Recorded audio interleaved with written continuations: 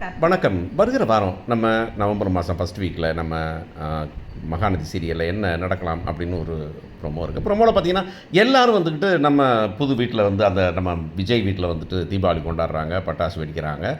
கங்காவும் அங்கே தான் இருக்கிறாங்க, கங்கா அம்மா அங்கே தான் இருக்கிறாங்க, எல்லாரும் கொண்டாடுறாங்க. அது எப்படி நமக்கெல்லாம் தோணுது? கங்கா என்னமோ அந்த வீட்டை பார்த்தாவே எனக்கு மாதிரில அவரை பார்த்தாவே கடுப்பாகுது, அவள் வந்து ரொம்ப வசதியாக இருக்கா, அங்கே போகிறதுக்கு வெக்கமாக இருக்குது, அவங்க மட்டும் தனியாக இருக்கிறதா அப்படின்லாம் பேசுகிறது. ஏன் கங்கா இங்கே திரும்பி வரணும் அப்படின்னு யோசிக்கும்போது, ஒருவேளை இந்த இந்த இந்த பூ முடிக்கிற சமாச்சாரம் முடிச்சோன்னா அப்படியே நிற்க வச்சுட்டு எல்லாத்தையும் பண்ணிட்டாங்களான்னு நமக்கு தெரியல. எனவே எல்லோரும் ஒன்றா இருக்காங்க.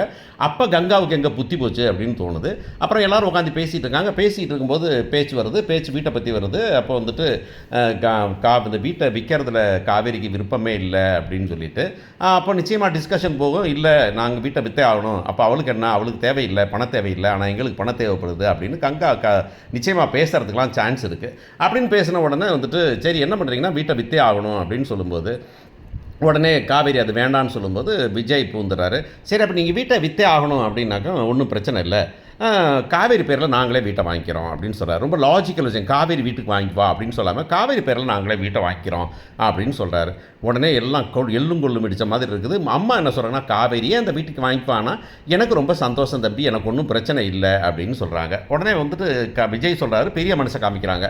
நீங்கள் வந்துட்டு வீட்டை வந்துட்டு ஒன்றும் பிரச்சனை இல்லை, காவேரி வீட்டை வாங்கினாலும் நீங்கள் வந்துட்டு வரலாம் போகலாம் அப்படின்னு சொல்லும்போது, சொந்தக்கார வீட்டுக்கு ஏன் வராமல் போவான் அப்படின்னு சொல்லாமல் நீங்கள் என்ன சொல்லலாம் அப்படின்னு சொல்லியிருக்கலாம். அப்படின்னா விஜயோட பெரிய மனசு தான் அப்படின்னா கூட இன்னொரு வார்த்தை சொன்ன மாதிரி வீடு காவேரி பேரில் இருக்கும் அவ்வளவுதான், மற்றபடி வந்துட்டு ஒன்றும் பிரச்சனை இருக்காது அப்படின்னு சொல்லலாம். அப்படி சொன்னால் என்னன்னாக்கா அவங்களுக்கு ஈகோ டச் பண்ணணும் அப்படிங்கிறதுனால அது வீடு உங்கள் வீடு மாதிரி தான் அப்படிங்கிற மாதிரி அவர் சொல்கிறாரு.